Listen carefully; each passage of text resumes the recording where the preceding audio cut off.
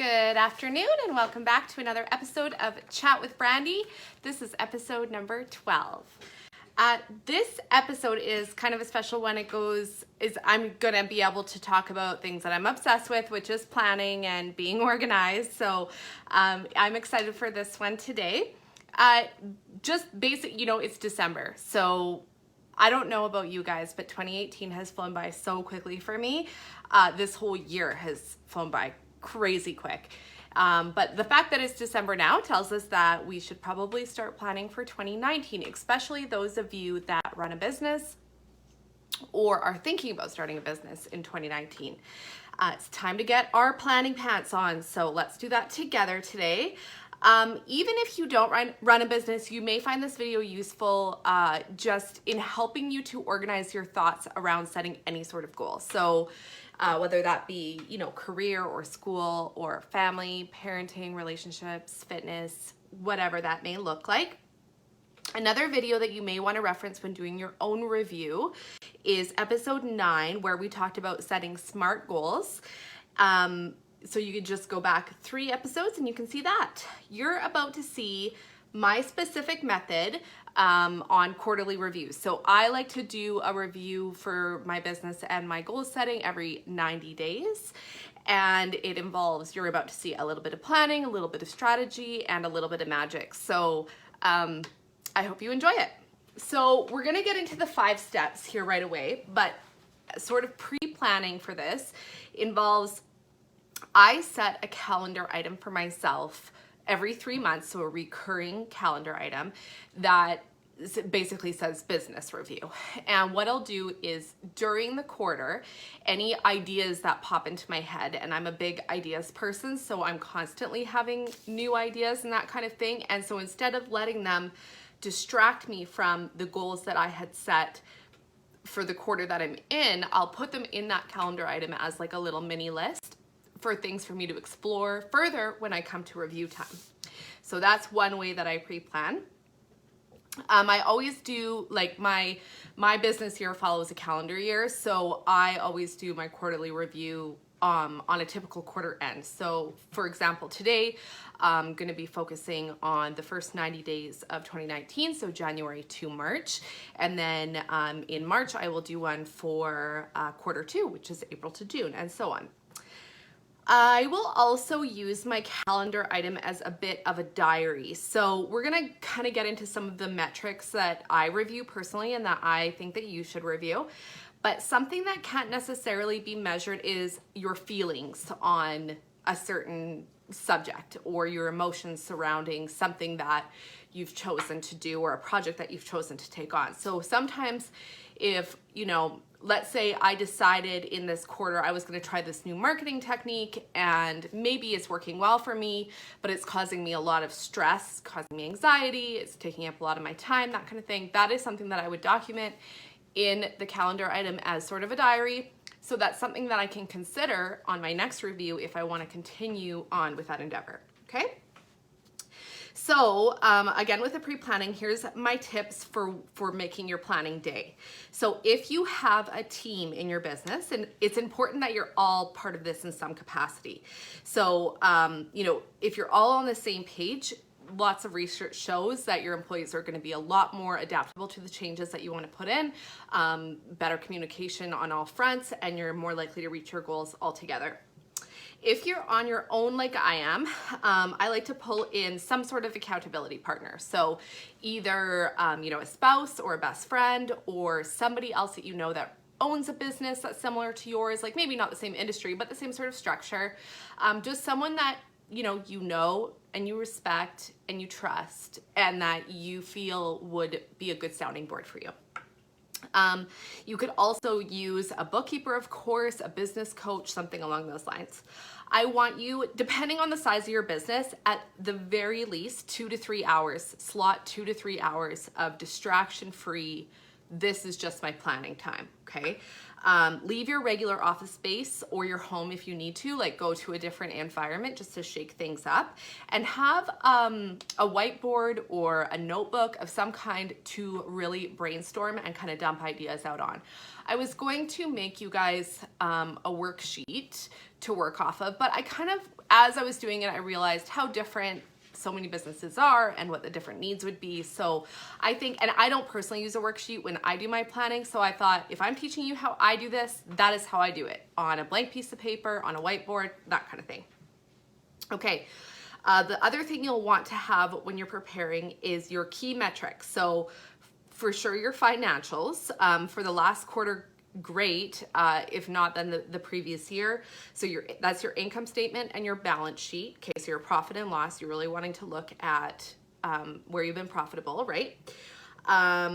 Marketing analytics. So if you can pull up things from social media, Google, your website may have some sort of analytics available to you. Any other items that your company tracks. So some examples of that would be inventory, safety rosters, sales closing ratios. You may be tracking the reviews that you get on social media or online, your employee turnover, repeat sales, that kind of thing. Like it's going to, again, vary a lot for a lot of you guys, but if there's something that you measure in your business, you should be pulling those records into your review.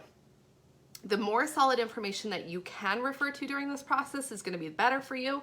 And if you're like, oh man, I don't measure any of that stuff, scheduling quarterly reviews is a great motivator to get you to start tracking that stuff, because as you do, like as you work through a whole year of doing these quarterly reviews, you'll realize what information would be really useful to you. And that's going to be motivating to you as you go on. And that's a goal you can set for yourself as well. Remember, what can be measured can be improved, okay? So let's get started. So step one, everything starts with a dream, okay? So December in particular is a very special review month, because not only are we looking at the next 90 days, but we're really looking at a brand new year next year. So it's a great time to set just one big dream for 2019. So for me, I typically choose a revenue goal, and I think that a lot of people probably would. It's very easy to track. It's a SMART goal, right? Because it's specific, it's measurable. Depending, like it should be attainable, right? And you can definitely track it. So you can choose a revenue goal. You could choose sales. You could choose, new customers, whatever that looks like for you. Typically for me specifically, what I'll do is I'll look at last year's revenue, and I'll say, I want an increase of 20% this year. So when I'm talking revenue, I mean gross sales. So the total amount of sales that I'm bringing in before expenses.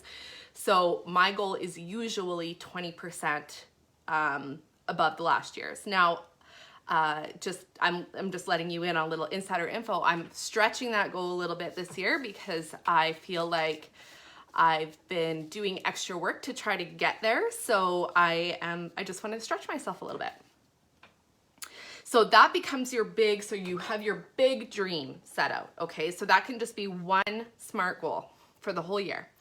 I typically like to write this number down on like a piece of paper and have it near my desk where I see it every single day. It just helps to motivate me and remind myself of the big picture. And then it helps when you have that one big goal that you can break it down by quarter, you can break it down by month, you can break it down by day, right? So it's nice to have that one big goal. Once you have that specific goal, or in my case, number in mind, you can start to build your strategy and planning around it. As a quarterly review would indicate, I like to focus, like I say, on 90-day chunks of time. So step two, very important, is to look backwards. So this is where we are pulling out our metrics from the last 90 days, or yeah, we'll kind of get there. So some of the questions that I ask myself during the looking backwards step is, did I reach the goals that I had set for that quarter? Why or why not? What worked really well? What didn't work at all? To determine this, I use a combination of my tracking tools. Again, my diary in my calendar item, my financial statements. Oh, somebody's at the door. I'm just gonna ignore it. Feedback from customers, friends and family, etc. What were my most profitable items? What were my least profitable items? And then what was my biggest win and my biggest loss? Oh, and the other thing too is, even though you may have a win, like I said earlier, you may have something that your measurables are showing. You may be having emotional pain around it, right? It may not be worth it for you in your business to be looking at that, okay? As you work through a full year of strategy planning, again, you will kind of notice the amount of items that you're going to want to track. They'll get naturally better as you kind of move forward. If you're just starting out and you don't have anything to look backwards on, use this step to do market research instead. So look at what your competitors are doing. Look at what other people that you admire, how they're running their business, and see what works for them, what doesn't, and what you would change and what you would try to emulate, right? So that's a good replacement for that step. Step 3, we are going to add the strategy. Okay.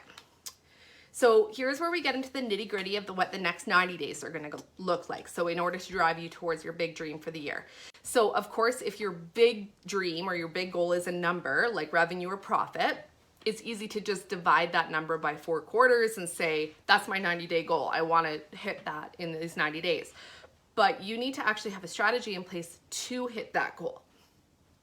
So these strategies are going to vary hugely from business to business and person to person, but here are some examples of some of the tactics that you may want to put in place or think about, okay? It's gonna make it so you guys can see this.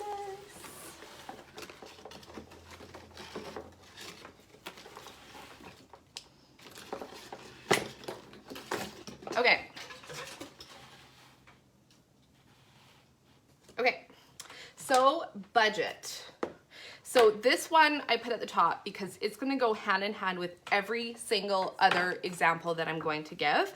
No matter what action plan you're using or planning on putting in place, part of the plot should be the budget. So if we're talking marketing, you need to have a set price, like a maximum amount that you're going to spend. That needs to be part of the plan for every single strategy, okay?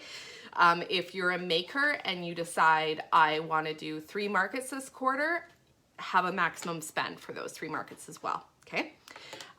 Your marketing plan. So perhaps this quarter you would like to try writing a blog or a newsletter or, you know, sprucing up your website, something like that.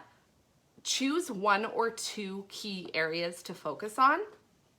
If you have 10 ideas, that's great. Choose the top 2 for this quarter. You can always put the other 8 in your list for future reviews, okay?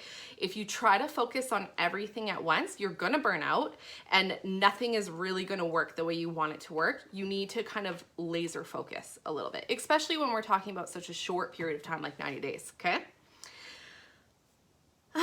Product offerings. So this is the time to start planning out, rolling out new products or services.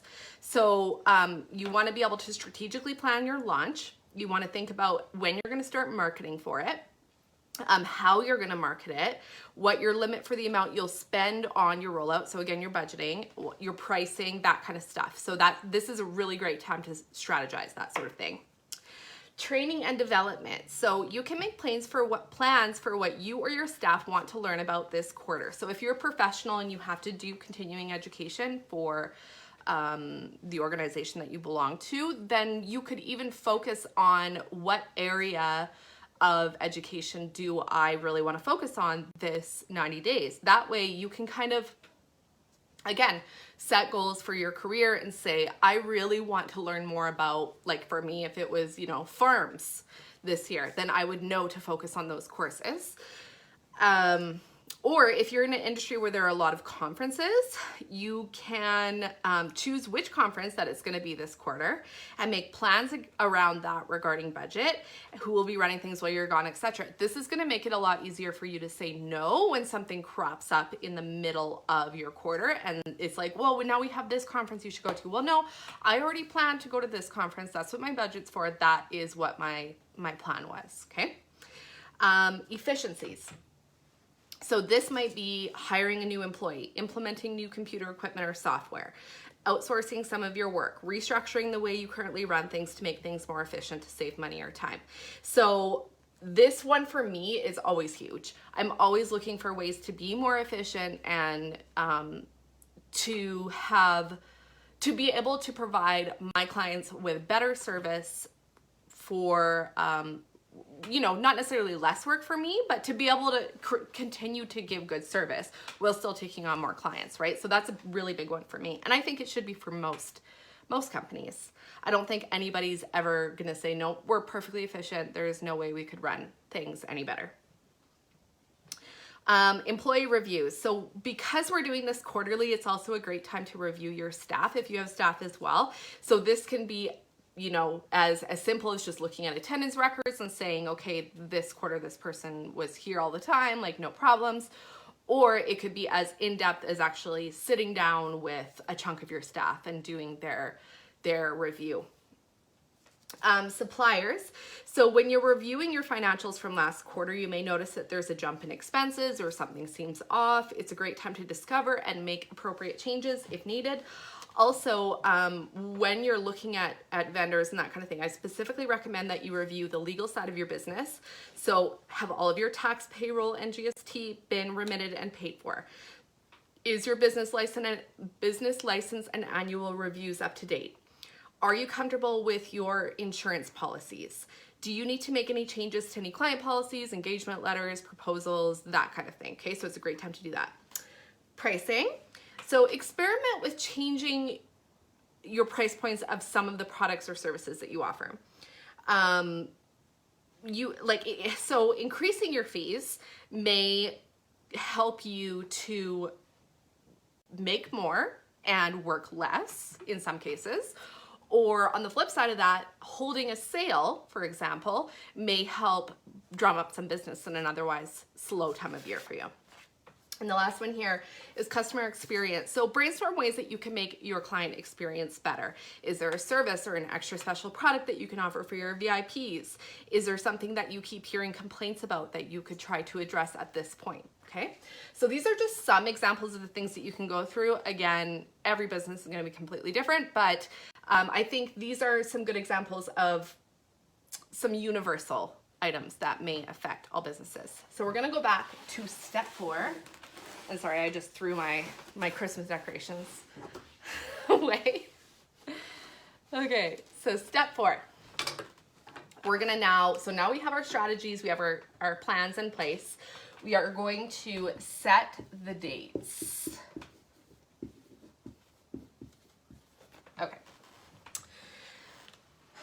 Okay, so we're gonna kind of break each project down into steps and assign dates and potentially staff to them. So if you know that a certain project is going to take you 5 hours of work, you need to schedule those 5 hours to either yourself or a member of your staff to take care of. For example, if one of your quarter goals is to get a new website up and running, you need to either plan, are you going to build that website yourself? Are you going to hire a professional to help you build it? How much time is that going to take? If you hire a professional, you're gonna have to set a calendar item to say, research professionals, call a professional, make an appointment with them, that kind of thing. And then on the other side, on the flip side, you could say, okay, I need to schedule, 10 hours of me just head down working on this thing or researching it or learning about it. And then that way you're going to really stop a lot of the overwhelm that you may feel in that quarter. And you're also going to see right here and now if you're over or under extending yourself for that period of time. Also, it's a great time to plan for your quarter's events. So staff meetings, client appreciation, sale dates, markets, classes you want to take, set these appointments now. Have them all set up, like I said, and then that way, if you're one of those people and you're like me and you have a really hard time saying no to like every single thing that crops up in your life, then this is going to be a way to say, you know what, I've already planned this quarter out, but I will put you in for consideration on next quarter. Okay. Plan for holidays and personal downtime as well. So this should be non-negotiable for every entrepreneur, every person, really. You don't have endless energy and you should be making your own self-care a priority. So if you have staff, this is also a great time to have them book holidays too, okay? So step 5 is celebrate. So you guys, this is a huge undertaking, especially if this is your first time really sitting down and planning. Once you've done this, you should celebrate, because I can pretty much guarantee that you are going to see an improvement in your business in some way, shape, or form over the next 90 days because you sat there and spent that time planning it out. Obviously, you know, planning can't control the future, it can't control everything, but it does create a sense of organization, and setting that process in place is one of, for me especially, is one of the biggest defeaters of anxiety and just that feeling of overwhelm. Just to be able to schedule yourself in like that and know this is my goal that I want to set and that I want to hit, and know that every single action and every single effort that you make is driving you towards that goal is a very freeing thought. Okay, so if/when something isn't working, okay, in your quarter, and you're like, okay, well, I said I was going to do this quarter. The reason that I break it down by 90 days is because, again, if it's not working, you can say, you know what, this is only happening until next quarter, and then I can tweak it at that point. So that way it gives you the fire to keep going, not just give up because things are hard, but also to know that it's not in cement forever. Okay? So that is it for today. I'm sorry about the interruption of the person at the door. I'm not sure who that was. And we will see you next week. I have not planned next week, so it will be a surprise. But I hope you guys have a wonderful week, and we will see you next